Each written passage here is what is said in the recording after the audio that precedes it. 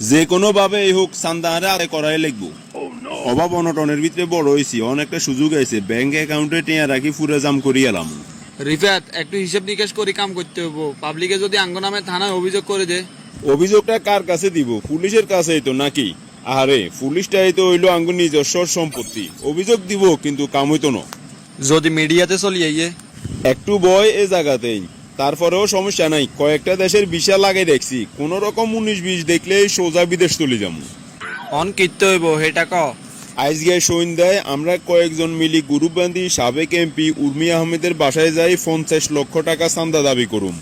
হিগে তো সাবেক এমপি, হিগারে তো অন বাসায় হাইতান না। তো কিসে, কেউ না কেউ তো থাকবো, হিগের স্বামী থাকবো, নইলে হিগের হোলা মাইনে। ঠিক আছে আর কি চল। কে ভাই আপনারা? আসসালামু আলাইকুম। ওয়ালাইকুম আসসালাম। চিনলাম না তো আপনাদের। হয়তো আমাদের চিনবেন না, কিন্তু পরিচয় দিলে বুঝবেন আমাদের পাওয়ার। কি চাই আপনাদের? আপনার বউ কোথায়? আমাদের সাবেক প্রতিনিধি বলে কথা। সে তো বাসায় নেই।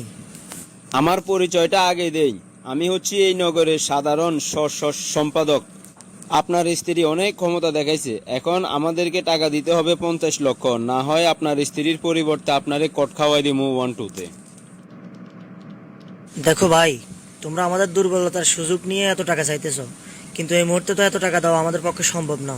অবশ্যই দিতে হবে, না হয় এর পরিণতি ভালো হবে না। আমাদের পাওয়ার সম্পর্কে আপনার কোনো ধারণাই নেই।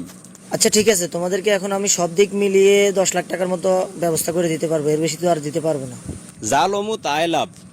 আচ্ছা ঠিক আছে, এখন 10 লক্ষ টাকাই নিচ্ছি, তবে আগামী পরশুদিন আবার আসবো, বাকি 40 লক্ষ টাকা রেডি রাখবেন। এরকম যদি আর 1 বছর উড়াইতাম হারি, আরে আর কে ধরে? বাড়িতে ঘরের কামটা শেষ করিয়ালাম কয়েকদিনের ভিতরে।